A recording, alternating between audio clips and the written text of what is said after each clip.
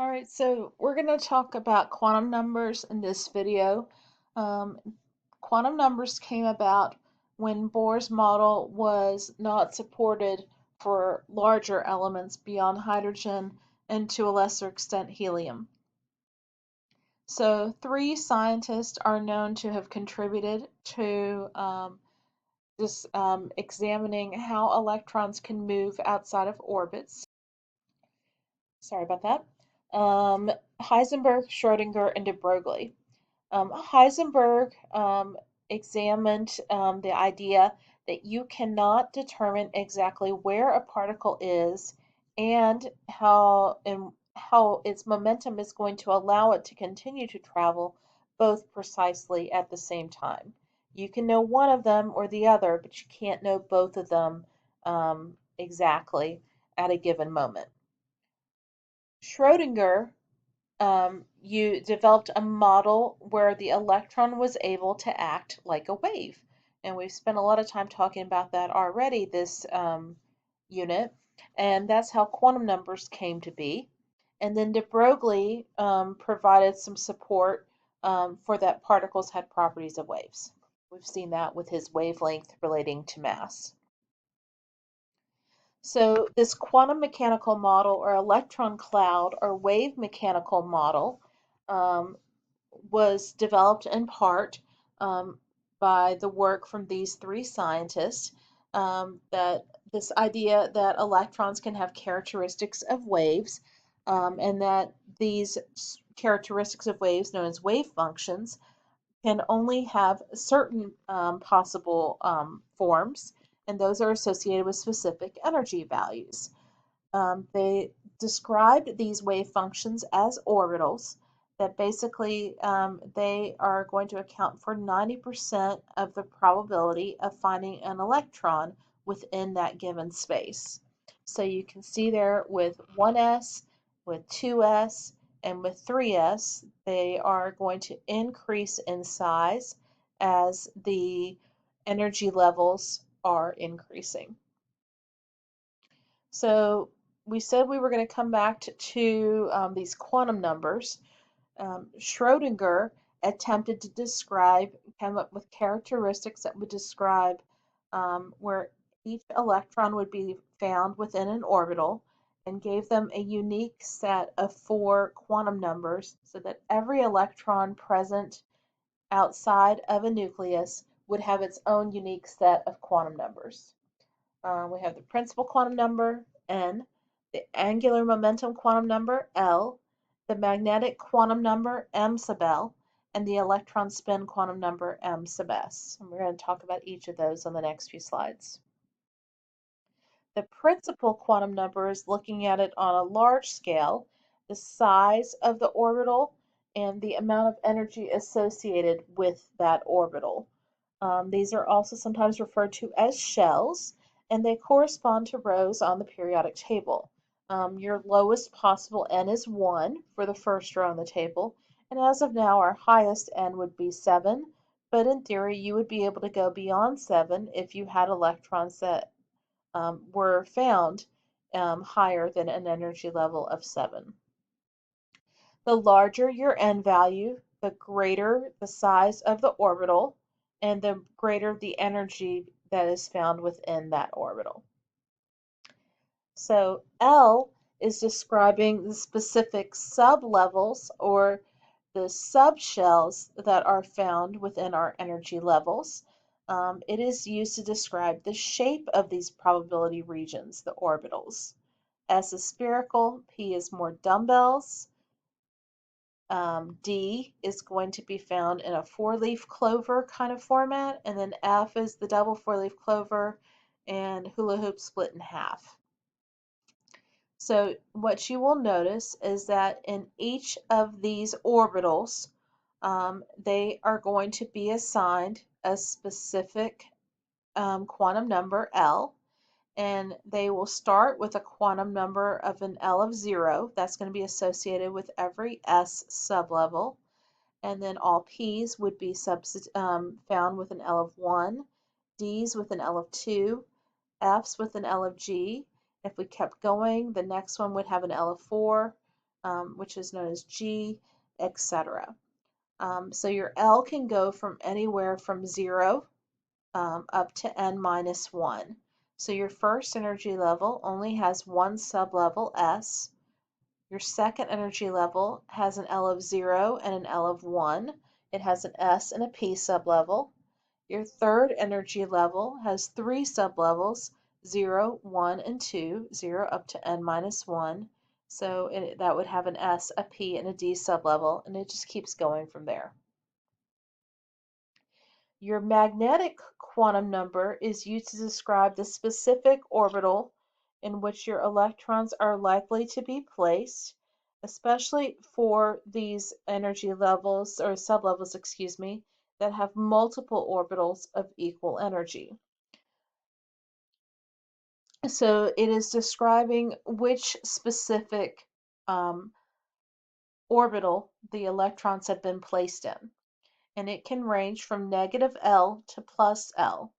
So if you are in an S sublevel, if you have an L of 0, the only possible ML you can have is also 0. There's only one orbital ever present in an S sublevel. If you are in a P sublevel, you have an L of 1, you can have an ML from negative 1 to plus 1. You can have three different orbitals. If you have an L of 2, your ML would range from negative 2 to plus 2, and you could have five different orbitals. And if you have an L of 3, your ML can range from negative 3 to plus 3, and that would give you a total of 7 orbitals. So again, the big picture is which energy level you're in. The sublevels are going to be your Ls. We're breaking things apart. Your MLs are your specific orbital within that sublevel. And then your MS is going to be the spin of your electron. Electrons, when they are placed in a magnetic field, are going to be able to spin in two directions, clockwise or counterclockwise. So we use ms to describe whether the electrons are spinning in a clockwise or counterclockwise direction, distinguishing between those two electrons in the same orbital, and they can have ms values of either plus 1/2 or minus 1/2. If you have a paramagnetic element or compound, they will have an attraction to a magnetic field because they have electrons that are not paired. You have solo electrons present in an orbital, while diamagnetic elements or compounds do not have any unpaired electrons and are not drawn towards that magnetic field. So we're just going to do a couple of elements showing their quantum numbers. So beryllium has 4 electrons if you find it on the periodic table. And so it has 4 possible electrons that would need to have a set of quantum numbers described for it. So if I was going to describe the 2 electrons in 1s, they each would have an n of 1 because they're in that first energy level. Their L would be 0, since your L can be your n, or sorry, 0 up to n minus 1. Your ML is your negative L to plus L. You only have one s orbital, so that's why your ML would be 0. And the only difference between those two electrons in the first energy level, 1s2, is that you would have one spinning clockwise and one spinning counterclockwise. For 2s, it's going to look a lot like 1s, but you would have, instead of an n of 1, an n of 2. Your L would still be 0 because you're still in that S sublevel, and your ML, because you have one orbital, would be 0, and your electrons would be spinning plus 1/2 or minus 1/2, clockwise and counterclockwise. Remember, however, that your second energy level, 2, can have L's of 0 up to n minus 1, so you could also, in theory, have an L of 1. And I believe we're going to see that with sulfur. We're going to focus on the electrons that are just found in that outermost energy level with sulfur, 3s and 3p4. So with 3s, whether it's 1s or 2s, it really doesn't matter what number is in front. The quantum numbers are going to be the same for L, ML, and MS for your 2s electrons. The only one that's going to change is your N. And then when we get to the 3p sublevel, remember again, you're still in that third energy level. So your L is going to be 0 up to n minus 1, and we said that p's are always going to have L's of 1. And so our 3p electrons would all be found in an n of 3 and an L of 1. Your ML is the specific orbital, and we always want to spread out our electrons so that each orbital gets an electron before we have to double up any of our electrons. So my first 3 electrons in sulfur are going to have the same N, the same L, but they're going to have different ML since they get placed into each orbital separately before they get doubled. And the MSs really don't matter as long as they are not the same for the 4th electron that gets placed. I just usually do the plus 1/2 first, but if you had put minus 1/2 on an assignment, I would not take off on that. There's nothing incorrect about whether you do the plus 1/2 or the minus 1/2 first. Our 4th electron would have the same N and L as all the other 3p electrons, but you would need to use one of the MLs that you have already used, because once you have put one electron into each of the orbitals in that sublevel, you have to pair up those electrons before you would be able to move up to the next set of higher energy orbitals.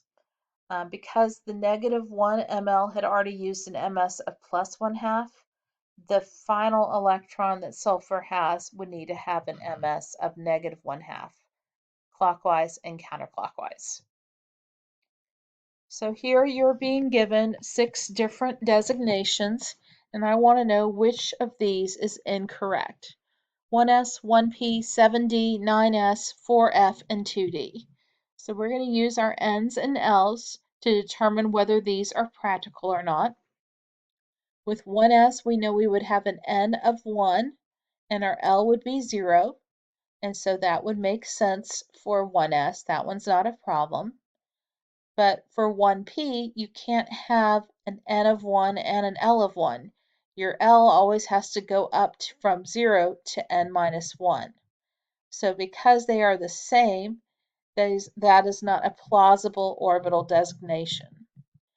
7d would have an N of 7 and an L of 2. And as long as you were at 0, anywhere from 0 to 6, that would be a plausible designation for a set of orbitals. For 9s, your N would be 9, your L would be 0. You can have a million S as long as you have an S and a number in front of it, you're going to have a plausible orbital designation because N will always be able to be up to, sorry, I'm not going to get this straight. N can be from 1 up to any number. That's a whole number. L can be 0 up to n minus 1. As long as your n's bigger than your L, you're good to go. And our second to last example, we have 4f.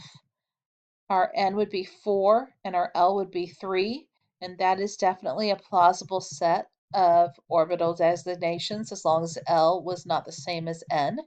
That would be correct.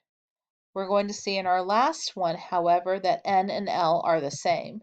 N is 2 and L is 2, and you can only have an L up to n minus 1.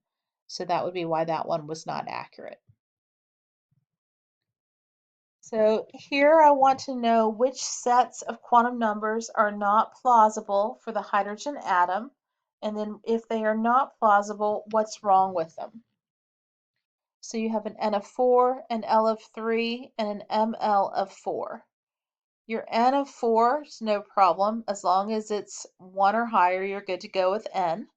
And your L can be from 0 up to n minus 1, so an L of 3 is no problem. But ML has to range from negative L to plus L.